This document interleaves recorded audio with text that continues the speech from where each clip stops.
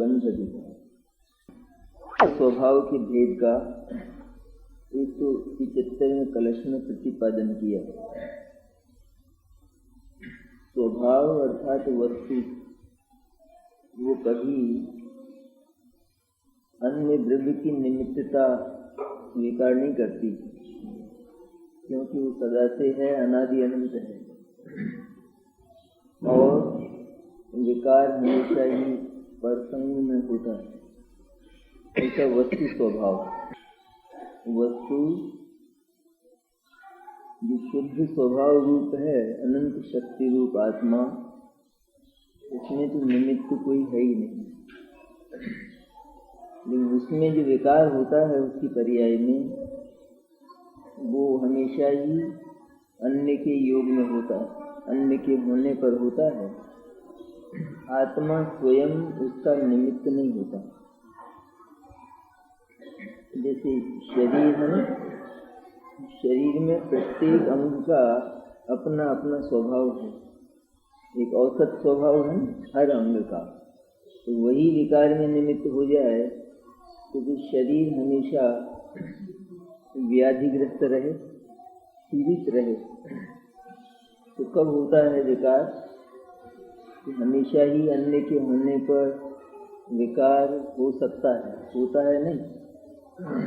विकार हमेशा अन्य के होने पर ही हो सकता है। अन्य के होने पर विकार का होना जरूरी नहीं है। वो करे तो होता है, उसका संग करे तो होता है। ऐसा वस्तु स्वभाव है। क्या हुआ वस्तु स्वभाव? एक तो आत्मा वो अनादि अनंत शुद्ध और पवित्र है, वह कभी भी विकार का हेतु नहीं होता, निमित्त नहीं होता। तो विकार होता तो है, राग होता तो है, तुम चर्चा राग की चली न, तो राग होता तो है।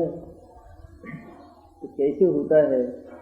तो हमेशा ही कर्म उदय में होता है। कर्म न पर पदार्थ, अन्य के होने पर ही वह राग होता है। ये भी वस्तु स्वभाव है। आत्मा राग का निमित्त नहीं होता, ये भी वस्तु स्वभाव है। और राग अन्य के होने पर होता है, ये भी वस्तु स्वभाव है। लेकिन जो अन्य के होने पर होता है वह अपना नहीं है। विकार है न, वो अपना नहीं है, क्योंकि उसे करने के लिए हमेशा ही अन्य की आवश्यकता रहेगी। अब 176वां कलश है, इसमें और आगे आचार्य निष्कर्ष पर पहुँचते। ऐसे वस्तु स्वभाव को जानता हुआ ज्ञानी राग आदि को निज रूप नहीं करता। उस अर्थ का तथा आगामी गाथा का सूचक श्लोक कहते। ऐसे वस्तु स्वभाव को ऊपर जो वस्तु का स्वभाव कहा, स्वयं आत्मा के संबंध में और आत्मा में उत्पन्न राग के संबंध में जो परिस्थिति बताई, उसको जो जानता है उसको ज्ञानी कहते हैं। तो जिसने इन दोनों बातों को जाना वह क्या करता है? जानने का अर्थ क्या हुआ? जिसने आत्मा के स्वभाव को जाना और जिसने आत्मा में होने वाले राग के स्वभाव को जाना, तो वो क्या करता है कि वह राग को निज रूप नहीं करता, वह राग को अपना नहीं बनाता। ये राग के क्षय का तरीका। राग होने पर भी राग को निज रूप किया जाए अथवा निज रूप न किया जाए, दो रास्ते हैं। राग तो होता है, सरल मोक्ष मार्ग है। तो सीधा राग को चंबल में डालना चाहे मुँह जाएगा नहीं। सबसे पहला उपाय क्या है कि राग को जो सदा से छाती से लगाया है उसको दूर रखे, रहे भले ही वहाँ, लेकिन उसको आत्मीयता प्रदान न करे, उसको चेतनत्व प्रदान न करे, उसको आत्मा का अवयव न माने। 6 अंगुली होती है न, 6, होती तो है ना 6, तो वो ज्यादा अच्छा आदमी होता होगा, और सबके तो 5 ही होती है, और किसी के 6 है तो छिपाई करता हूँ। ज्यादा बढ़िया रहती है। तो वो क्या करता है, छठी उंगली भी यहीं से पैदा हुई, जहाँ से ये 5 पैदा हुई ना खास, वहीं से छठी भी पैदा हुई। लेकिन वो क्या करता है, तो अपने वो 5 वाला ही मानता है। एक को तो ऑपरेशन के लायक मानता है, एक को तो मानता है ना कि इसका तो ऑपरेशन कराना है, सारी उंगलियों का तो नहीं करवाना है। तो 6 होते हुए भी 6 के साथ, छठी के साथ उसकी आत्मीयता, उसका अपनत्व, उसका ममत्व उस छठी के साथ नहीं है, 5 के साथ तो ममत्व है। तो ये किया जा सकता है कि नहीं? अच्छा, अगर उसके साथ ममत्व रखा जाए तो ऑपरेशन होगा। जैसे अन्य के साथ ममत्व है तो अन्य को कटवाता नहीं है, इसी तरह उसके साथ भी अगर ममत्व हो तो ऑपरेशन होगा क्या? तो ये पहला प्रकरण, पहले ये जानो कि वो यहाँ होने पर भी वह मेरा अवयव नहीं है, मेरा अंग नहीं है, उसको अतिरिक्त जानो, उसको अलग जानो। यहाँ उत्पन्न होने पर ही, यहाँ उत्पन्न नहीं हो, किसी दूसरे के हाथ में उत्पन्न हो तो ऑपरेशन यहाँ होगा क्या अपने हाथ में? तो यदि यहाँ उत्पन्न हो तभी तो ये प्रकरण पैदा होगा। राग आत्मा में पैदा हो गया है और राग को आत्मा माना गया है, तो उसके लिए सबसे पहला चरण यह है कि राग को निज रूप न करे, अर्थात राग को ममत्व न दे। राग होने पर भी राग के साथ निर्ममत्व रहे, और जो आत्मा का वास्तविक स्वभाव है ज्ञान और आनंद, उसके प्रति ममत्वशील हो। तो ऐसे वस्तु स्वभाव को जानता हुआ ज्ञानी राग आदि को निज रूप नहीं करता। निज रूप नहीं करता मन वह आत्मा के साथ एक मेक नहीं करता, उसको रहते हुए भी आत्मा से न्यारा जानता है, छठी उंगली की तरह अलग जानता है। इस अर्थ का काव्य कहते। देखिए 76वां कलश,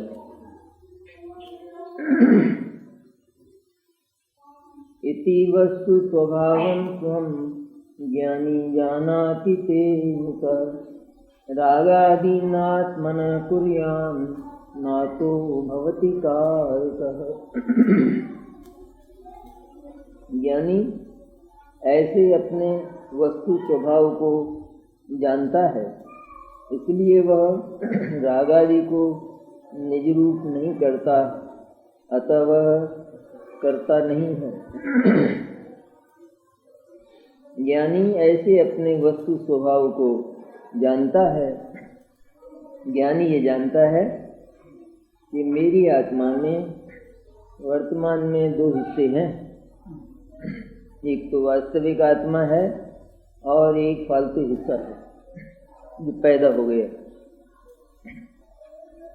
तो जो वास्तविक हिस्सा है उसके साथ में राग का जो व्यर्थ का हिस्सा है, फालतू हिस्सा, कि जो आत्मा के स्वभाव से मेल नहीं खाता है, मिलता नहीं है, ऐसे हिस्से को वह आत्मा में नहीं मिलाता, निज रूप नहीं करता। इसलिए वह राग आदि को निज रूप नहीं करता। क्यों नहीं करता? क्योंकि आत्मा राग जैसा नहीं है, राग के स्वभाव जैसा नहीं है। राग में जो होता है वह आत्मा में नहीं है। राग में जो होता है ना, क्या होता है राग में? या तो पाप के भाव होते हैं या पुण्य के भाव होते हैं, और वे पाप और पुण्य के भाव सदा ही अन्य विषयों के आश्रित होते हैं।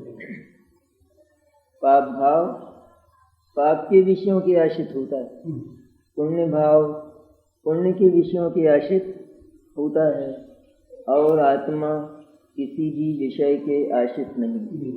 सदा आत्मा ऐसा नहीं है कि जो सदा से किसी के सहारे रहा हो, किसी के सहारे रह रह कर आत्मा जिंदा रहा हो, किसी का सहारा मिट जाने पर आत्मा मर गया हो, ऐसा आत्मा। इसलिए किसी के सहारे उत्पन्न होने वाले भाव वो आत्मा के सच्चे भाव, वास्तविक भाव नहीं हैं। इसलिए वह उनको निज रूप नहीं करता, अर्थात उनको आत्मा में नहीं मिलाता। इसलिए वह उनका कर्ता नहीं होता, स्वामी नहीं होता, उनके साथ ममत्व नहीं करता। कर्ता नहीं है मैंने क्या हुआ? होते हुए भी उन भावों के संबंध में वह ये जानता है कि ये मेरे वास्तविक कर्म नहीं, सच्चे कर्म मेरे। इसका नाम कर्तृत्व और अकर्तृत्व।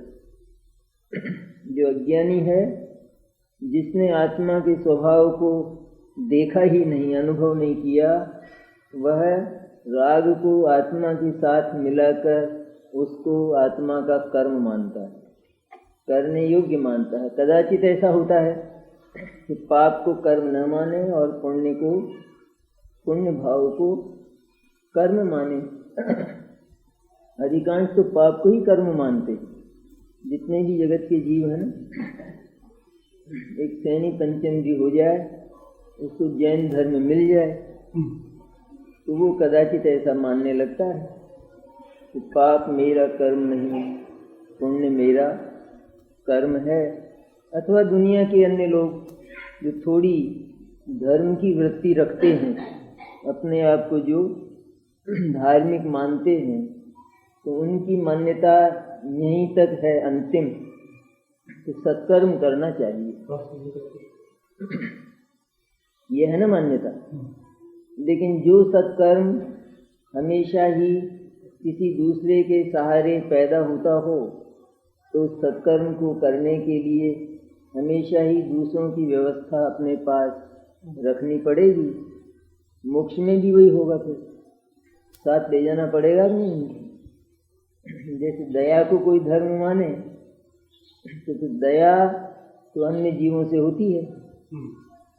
जगत में जीव ना हो, दुखी जीव ना हो, तो दया हो सकती है? नहीं, बैठा बैठा कोई करे तो कल्पना में हो सकती है। कल्पना में भी नहीं हो सकती। वस्तु जो नहीं है जगत में, उसकी कल्पना भी नहीं हो सकती। इसलिए जैसे दुखी जीव के बिना दया नहीं होती। जिसने ये माना कि मेरा तो धर्म दया है, तो उसको दुखी जीवों की बस्ती चाहिए कि जिससे वह उन पर दया करके धर्म करता रहे। और उसने फिर लोक में एक ऐसे साधन को प्रचारित किया कि एक दया करता है, बचाता है, और दूसरा बचता है। इसका नाम मोक्ष। उसके मंतव्य में एक बचाता रहे और दूसरे बचते रहें, ये मोक्ष होता है। ऐसा शफा खाना है वो तो, अस्पताल। तो ऐसे अस्पताल में होता मोक्ष। ये सदा चाहता है कि अस्पताल मेरे साथ रहे, कि जहाँ मैं किसी को बचाता रहूं और वे जीव बचते रहें बेचारे हमेशा ही। लेकिन सभी जीव स्वतंत्र, बिना किसी के सहारे स्वतंत्र आनंद का अनुभव करें सदा के लिए। उस मार्ग का नाम मोक्ष मार्ग और जैन दर्शन है। ये कहता है जैन दर्शन। जैन दर्शन ये नहीं कहता है कि जगत में हमेशा पंगु और लूले लंगड़े रहें और लोग दया करते रहें। यूँ कहता है कि सब एक जैसे हों सदा, कोई किसी के सहारे न रहे। ये दर्शन है। ये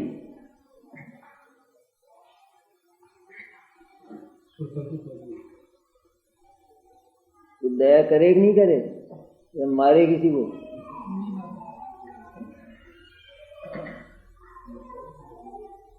यहाँ तो न पहले किसी को मारना है और न पहले किसी को बचाने की बात है। पहले ये जानना है। ये बात कभी नहीं भूलना चाहिए। कि वो तो चल ही रहा है सदा से जीवन में। राग का संचय हो गया है, वह राग दो प्रकार की परिणति करता है, एक पाप रूप और एक पुण्य रूप। कभी किसी को क्रोध आवे, किसी को सताने का भाव हो, और कभी किसी को बचाने का भाव हो। ये तो अनादि से ही चला रहा है, सदा से ही। ये तो जानवरों में भी देखेंगे अपन, एक जानवर दूसरे जानवर की रक्षा करता है। चिड़ियाएँ अपने बच्चों को पालती हैं, ये तो हम देखते हैं, ये तो सदा से है जीव में। लेकिन इसके होते हुए समझना यह है कि सचमुच क्या ये धर्म है। वास्तविक धर्म उसको कहते हैं कि जहाँ कोई किसी के अधीन न रहकर अपने भीतर से भरे, अपने भीतर अपना घड़ा भरे और उससे अपनी प्यास बुझाए। ये दर्शन है।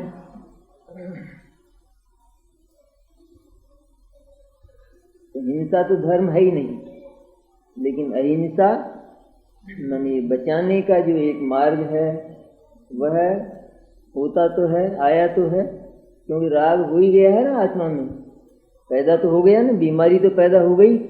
इस बीमारी के दो रूप हैं। सन्निपात में दो बातें होती हैं, या तो वो रोए या वो हंसे। दोनों में कौन सा बढ़िया? हंसता है तो भी घर के तो ये मानते हैं कि ये तो मरेगा, हंसना अच्छा है। तो पुण्य का हंसना और पाप का रोना दोनों सन्निपात हैं, क्योंकि जीव दोनों में अज्ञान से पीड़ित है। वो मानता है कि मैं मारता हूँ और मैं बचाता हूँ। ये पीछे आया ना, इसमें बंद दिखा के शुरू ऐसे हुआ, और जिसका आयु कर्म क्षीण हो गया उसको बचा सकता हूँ। इतना साफ है, इतनी साफ है बात, और वास्तव में जीव नहीं कर सकता है। जिसकी आयु शेष है उसके लिए असंख्य प्रयत्न उसके मारने के व्यर्थ होते, और जिसकी आयु क्षीण हो चुकी है वह बिना मारे ही मर जाता है अपने आप ही। सबसे पहले ज्ञान में ये बात अत्यंत स्पष्ट हो, जो कर्म जो भाव किसी अन्य के सहारे होता है, अन्य के होने पर होता है, उसको तो दुनिया ही पसंद नहीं करती। दुनिया ही पसंद ना करे उसको तो हमारा जो काम किसी अन्य के होने पर हो तो लानत है ऐसे काम। अटका रहे ना, वरना तब तक जब तक तो न आगे वो तब तक अटका रहे। पहले जीवन होती थी ना, तो समाज का कोई वो खास पंच नहीं आता था, वो जीवन नहीं शुरू नहीं होता, हजारों आदमी बैठे रहते थे। और वो रूठ जाए ना तो फिर उसको मनाओ और पतलें लगी रहें और उसमें 5 पकवान रखे रहें और लोग उसके हर पत्तल के सामने बैठे रहें, और वो नहीं आए तो वो शुरू ही नहीं होगा। शुरू हो जाए तो अनर्थ हो जाए, और वो रूठ गया, क्या करेगा? तो उसको मनाने जाओ, फिर वो आवे, तब लोग ग्रास भरें। ये अच्छा है। आज तो बिगड़ गई नहीं ये सब बात, तो अच्छा हुआ बुरा हुआ, तो उनको लाओ तब फिर होगा, कहते हैं। तो आराम मिला नहीं इसमें, और भले ही बहुत से आराम हराम हो गए हों, वो एक अलग बात, लेकिन ये बात तो आराम की है ना। वो स्वतंत्रता कैसी जबरदस्त थी कि उसमें हमेशा चित्त में एक आशंका रहती थी किसी तरह निमट जाए अच्छी तरह, तो फिर सांस लें शांति की। इसी तरह यहाँ कोई भी राग, किसी भी प्रकार का राग हो, राग में पर की ओर उठने वाली जो वृत्ति है, अन्य पदार्थ के प्रति जाने वाला आत्मा का जो भाव, उससे संबंध का अनुभव करने वाला जो भाव, उसका नाम राग है। तो आत्मा संबंध वाला पदार्थ ही नहीं है, तो फिर वो किससे संबंध बनाए, और बनाए तो वो कैसे चले और टिके कैसे? कहाँ टिकेगा? इसलिए सदा से ही राग हो तो गया है, क्योंकि भूल हुई है, अज्ञान रहा है, इसलिए राग पैदा तो हो गया है। लेकिन अब पहले क्षण में यह जानो कि राग का एक अंश भी, एक टुकड़ा भी मेरा नहीं, होते हुए जाना जा सकता है, इसमें दिक्कत नहीं कुछ। होते हुए ही ये जान लिया जाए तो पहले तो वो राग उसने अपने ज्ञान में आत्मा के साथ मिला रखा, ज्ञान में, आत्मा में मिला नहीं था, क्योंकि आत्मा से विपरीत भाव है, वो कभी आत्मा के साथ नहीं मिलता, इसलिए उसने अपने ज्ञान में उसको एक में एक मान रखा था। अब सिर्फ इतना हुआ है, उसको राग और आत्मा दो दिखाई देने लगे, और दोनों में से ये राग में हूँ या आत्मा में हूँ, ऐसा निश्चय हो जाने पर वो राग के क्षय का प्रयत्न शुरू कर देता है। ये तरीका है, जिस निदान हो जाए, व्याधि का निदान हो जाए ना, तो उसके बाद तो उसके क्षय का ही, उसकी चिकित्सा का ही एक क्रम शुरू होता है। तो सबसे पहला निदान है ये डायग्नोसिस, जिसको कहते हैं ना, कि भले ही हो व्याधि हो, लेकिन व्याधि का निदान हो जाने पर संपूर्ण व्याधि को वह अपने शरीर से अलग रखता है, भीतर ही भीतर। उसका मन ये होता है ना कि ये कब नष्ट हो जाए, यद्यपि एक साथ नष्ट होने वाली नहीं है और वर्तमान में है पूरी की पूरी, लेकिन जब तक पता नहीं था तब तक तो वो देह के साथ एक में एक थी, उसके ज्ञान में भी एक में एक थी। और जब जान लिया कि ये एक घातक तत्व है शरीर का, तो फिर वो उसको बिल्कुल, शरीर और वो व्याधि, ये दोनों के दोनों उसके ज्ञान में न्यारे न्यारे हो जाते हैं। तब फिर प्रगट न्यारे न्यारे, जब चिकित्सा लेता है तो प्रगट ही न्यारे न्यारे हो जाते हैं। अज्ञानी आत्मा को जानता ही नहीं था, बना मिला है कैसे, मैं तो देह हूँ। क्यों नहीं जानता है वो? जब उसको बताने वाले मिलते हैं तो उसे जानना चाहिए। राग को आत्मा से कैसे मिला, जब आत्मा को तो जाना ही नहीं, दिखा ही नहीं आत्मा तो कभी, और आत्मा में मिला दिया, राग कैसे मिला जाए? जरूरी थी, आत्मा की जरूरत कहाँ है? जिसने राग को आत्मा माना, वहाँ कहाँ जरूरत रहेगी? आत्मा तो मानता ही है आत्मा, ऐसा कोई आत्मा नहीं जो आत्मा नहीं मानता। लेकिन वह आत्मा के अतिरिक्त जो आत्मा के दुश्मन भाव हैं, वैरी भाव हैं जो आत्मा के, उनको आत्मा मानता है। आज ये लड़के नहीं होते आज के, कि जो ऐसी संगतियां करते हैं जिनसे घर बर्बाद हो, तो उनको मानते हैं नहीं अपने। हमारे तो यही है। तो बड़े लोग कहते हैं कि देखो ये साथ अच्छा नहीं है, कि नहीं हम इनके बिना रह नहीं सकते। इसी तरह आत्मा से विपरीत भावों के प्रति आत्मा की आस्था सदा ही आत्मा के रूप में रही है, और जब ये अवसर आता है, यही अवसर अपन बैठे हैं, ये अवसर है, इसका नाम अवसर। बल्कि कहना चाहिए कि कल तक का दिन तो व्यर्थ गया अगर कुछ नहीं हुआ है तो, और ये आज का ये जो क्षण है ये महामूल्यवान है, क्योंकि इस क्षण में सब कुछ किया जा सकता है, करना चाहे तो। अब तक तो सब गया व्यर्थ, लेकिन मूल्यवान क्षण है ही। इसमें घातक जो विकार है, जिसको वध्य और घातक कहा न, आत्मा वध्य और राग घातक, पुण्य भी है कि नहीं घातक। आत्मा को कहा वध्य मैंने मारने युग, और घातक मैंने शिकारी। तो पुण्य आत्मा का शिकारी है, पुण्य में भी पसीना आ जाए। पाप तो आत्मा का शिकारी है ही, पुण्य भी आत्मा का शिकारी है। आश्रव अधिकार में आया ना, पीपल और लाख की तरह आश्रव और आत्मा का बद्ध घातक संबंध है। जैसे पीपल पर लाख पैदा हो जाए तो समझना चाहिए कि इसका नाश का समय आ गया है, सूखेगी। इसी तरह आत्मा में पाप और पुण्य की भावना वह आत्मा का घात है, और उस पाप और पुण्य को आत्मा मान लेना ये तो महाघात है। वो तो अभी मर गया है, उसका होना ही बुरा है। और फिर उसको अगर आत्मा मान लिया, आत्मा का अवयव, आत्मा का अंग मान लिया, तो उस जीव का किनारा कहीं नहीं है। सबसे पहले ये बताते हैं यहाँ, हम छोड़ने की चर्चा बाद में करेंगे तुम, वरना तुम आत्मा को छोड़ोगे, आत्मा छोड़, क्योंकि अब तक ही छोड़ा है। इसलिए आत्मा और अनात्मा अर्थात रागादि के अंतर को जाने बिना तुमने अब तक आत्मा को ही छोड़ा है। इसलिए अब ये अवसर आया है कि तुम आत्मा और राग का भेद अंतर समझ सकते हो।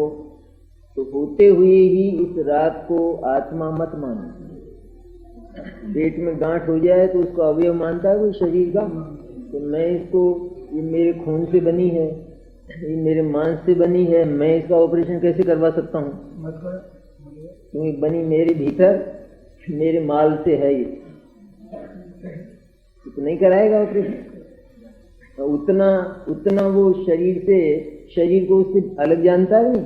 उसको पूछा जाए कितना शरीर, तो उसको शामिल करेगा, जानता है। छाछ में से मक्खन नहीं निकाला जा सकता जाने बिना।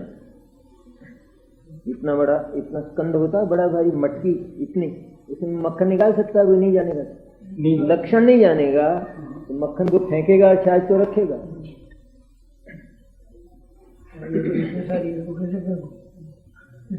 छाछ हमेशा ही दूसरों को पिलाई जाती है, इस तरह राग हमेशा ही किसको पिलाया जाता है? किसके लिए होता है? अन्य के लिए होता है। खट्टी डकार आती है आदमी को तो अच्छा मानता है, खट्टी डकार भीतर से आती है, अच्छा मानता है, कुछ तुरंत रख लेता है ना, खट्टी है कहते हैं, मिटना चाहिए। ये मिटना चाहिए तो उसके साथ में इसने परत्व कर लिया, परत्व किया कि नहीं, भिन्नत्व किया कि नहीं, ये मेरे शरीर का अवयव नहीं है। इस तरह भिन्नत्व कर लेने पर जो उपक्रम शुरू होता है उसका नाम चारित्र है, सच्चा चारित्र। अन्यथा नाश किसका करेगा? एक डॉक्टर है, अकुशल डॉक्टर, वो ऑपरेशन करे या तो गांठ का हिस्सा रखेगा या अंग को ही काटेगा, लेकिन उसकी संधि कहाँ है वो जानता ही नहीं। दोनों किस जगह मिले हुए हैं ना, बिल्कुल। वो गांठ तो जो है उस अवयव से, पेट से मिली हुई है, तो उसकी संधि का अगर उसको पता नहीं है तो या तो पेट को ही काट देगा या फिर गांठ रह जाएगी, दोनों में से कुछ होगा। अकुशल डॉक्टर तो ये करेगा। यहाँ ठीक ऐसी बात है बिल्कुल, ये जो राग है वो गांठ है, और वो गांठ और आत्मा चैतन्य, तो चैतन्य का जो स्वभाव है वो ज्ञान है, और ये जो राग है ये ज्ञान रहित है, राग जानता नहीं है। तो ये सोचा इस पर, भगवान की जो भक्ति करता है ना वो भक्ति जानती नहीं है, वह ज्ञान है, वो भक्ति को जानता है। किसी की दया करे तो दया का भाव जानता नहीं है, दया के भाव में ज्ञान नहीं है। हिंसा का भाव वो जानता नहीं है, अहिंसा का भाव जानता नहीं है, तो वहां ज्ञान अलग है, वो जानता है ऐसा।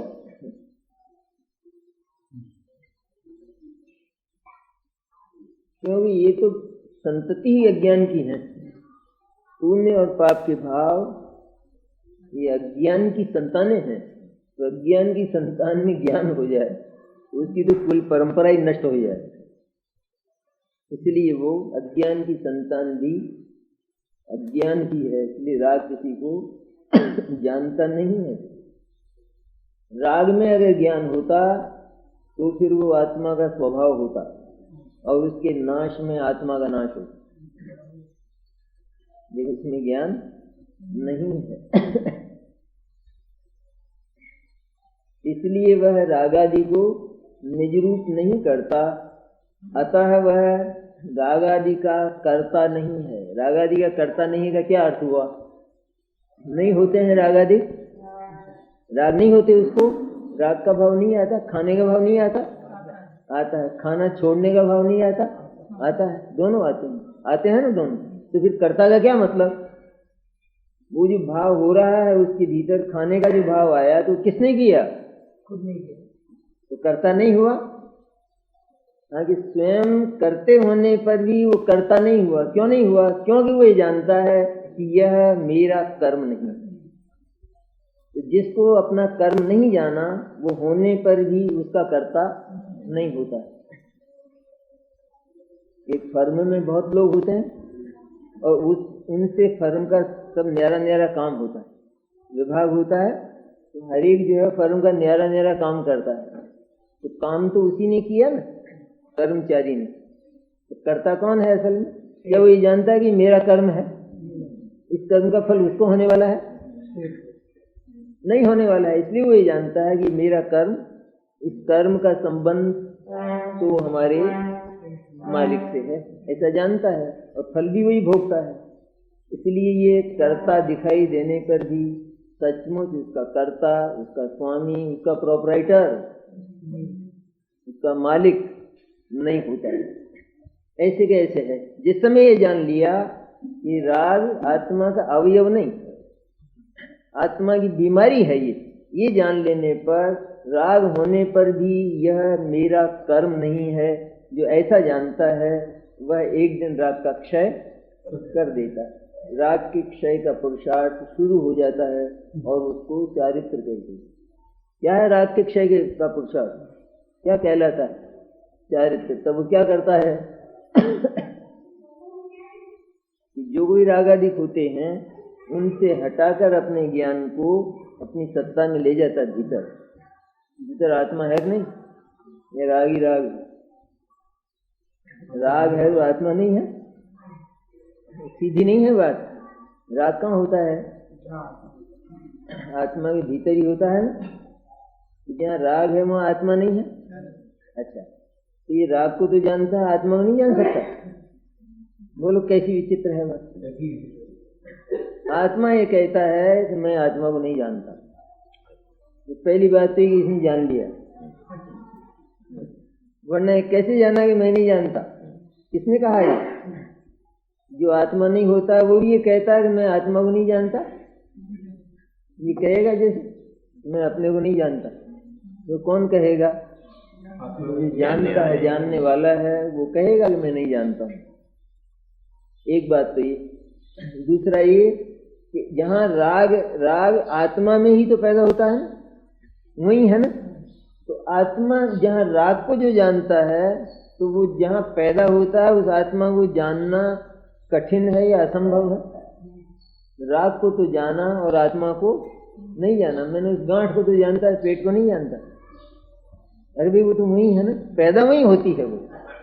इसलिए राग भी वो आत्मा की सूचना करता है। और राग दिखाई तो नहीं देता, दिखता है, आंखों से दिखता है। दिखाई तो देता ही है, पर आंखों से दिखता है नहीं। कान से सुना जाता है, कान से भी नहीं सुना जाता। नाक से सूंघा जाता है, वो भी नहीं होता। स्पर्श किया जाता है, राग स्पर्श किया जाता है, कितना भारी होता है। मैं खाना खाऊंगा, ये भाव पैदा हुआ ना भीतर, ये वाणी नहीं, भीतर एक भाव भी पैदा हुआ ना। जैसे कोई बोलता नहीं है तो उसको भी ये भाव होता है कि नहीं कि मैं खाना खाऊंगा। ऐसा बोले गूंगा ही हो, मान लो बोल नहीं सकता, उसके भीतर खाना खाने का भाव पैदा होता है नहीं। इसलिए वाणी जो है ये खाना खाने का भाव नहीं है। हाँ, भले उस भाव के साथ में ये वाणी हो, लेकिन ये वाणी भाव नहीं है। भाव न्यारा हुआ कि नहीं, तो वो उसको जानता नहीं, उस भाव को। उसको ये नहीं मालूम कि मेरे भीतर ये पैदा हो रहा भाव खाना खाने, जानता है ना। तो फिर ये भाव जिसमें पैदा होता है उसको नहीं जान सकता वो। और वो ये भी जानता है कि मैं खाना खाऊंगा, ये जो भाव भीतर पैदा हुआ, तो ये कोई हल्का भारी भी नहीं है, ये कोई ठंडा गर्म भी नहीं है, ये रूखा चिकना भी नहीं है, इसमें कोई गंध भी नहीं आती है, इसका कोई शब्द भी नहीं सुनाई देता है। फिर उससे न्यारी कोई चीज हुई कि नहीं, किसी दूसरे चीज की पर्याय हुई कि नहीं, दूसरी चीज की। तो जिसकी ये पर्याय है उसका नाम है आत्मा। लेकिन ये उसकी पर्याय होने पर भी क्योंकि उससे भिन्न प्रकार की है, विपरीत है, इसलिए यह सचमुच आत्मा नहीं। ऐसा जानता, इसलिए आत्मा को न जाना जा सके, ये बात झूठ है। ये राग से आत्मा ढका हुआ है, सब नजर आत्मा तो ज्ञान में ही जाना जाएगा। राग भी अमूर्त है आत्मा की तरह, अर्थात जैसे आत्मा नहीं दिखाई देता इस तरह राग भी नहीं दिखाई देता, पर जैसे राग का अनुभव होता है इसी तरह आत्मा का अनुभव बराबर हो सकता है, क्योंकि वो उससे ये अंधकार तो दिखे, प्रकाश नहीं दिखे।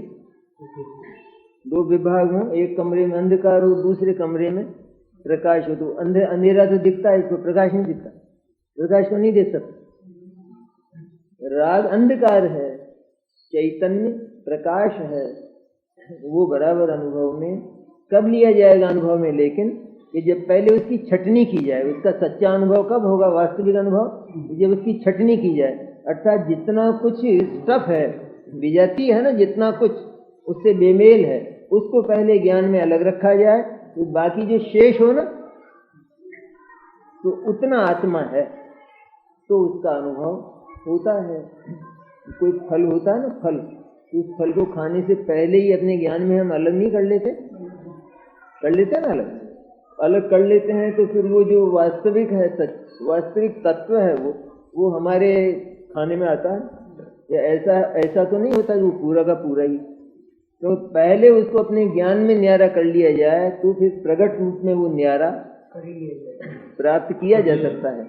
इसी तरह आत्मा को पहले उसका स्वभाव कैसा है, वास्तव में शुद्ध, निर्मल, पवित्र, वो तो अपनी कल्पना में भले ही अनेक प्रकार का माना गया हो, लेकिन इस कल्पना से उसका स्वभाव बिगड़ता तो नहीं है।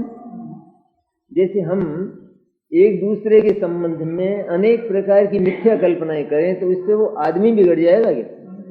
उस आदमी के संबंध में हम अपने मन से कुछ भी सोचते हो कि ये तो बहुत खराब है, बड़ा बेईमान है, अथवा ये तो सच्चरित्र है, तो जैसे कोई दुष्चरित्र हो और उसके संबंध में हम ये सोचें कि ये सच्चरित्र है, तो वो तो सच्चरित्र नहीं होता है। अथवा कोई सच्चरित्र है, उसके संबंध में हम सोचें कि ये तो दुष्चरित्र है, तो दुष्चरित्र तो हमारी कल्पना से और हमारे भ्रम से। इस तरह आत्मा के संबंध में, क्योंकि वो भी अनादि की सत्ता है ना, आत्मा अनादि से, उसके संबंध में जो कुछ भी सोचा गया वो सारा सोचना बिल्कुल मिथ्या था। इसलिए पहले अपने सोचने को साफ करो। हर आदमी कहेगा, किसी आदमी के संबंध में हम कुछ कहें कि मेरे को आप पर ऐसा भ्रम होता है, शंका है, तो कहते हैं आप पहले अपने मन को साफ करो। तो मन को साफ क्यों करूं मैं? इसलिए कि तुम जैसा सोचते हो वैसा मैं नहीं, इसलिए मुझे नहीं साफ करना पड़ेगा तुमको, लेकिन तुम अपने मन को साफ, तुम मेरे को साफ करने लगो तो वो संभव नहीं है बात। पहले मन को साफ करो। इस तरह आत्मा के संबंध में जो विविध बातें, विविध प्रकार सोचे गए हैं, उसको अनेक प्रकार का, शरीर, कपड़े, ये सब आत्मा माना गया। राख को भी आत्मा माना। राख को, कौन सी राख? बर्तन मांजने की।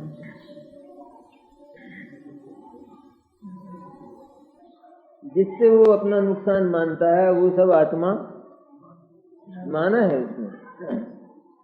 इसलिए कितना है आत्मा, बस ये मुख्य बात।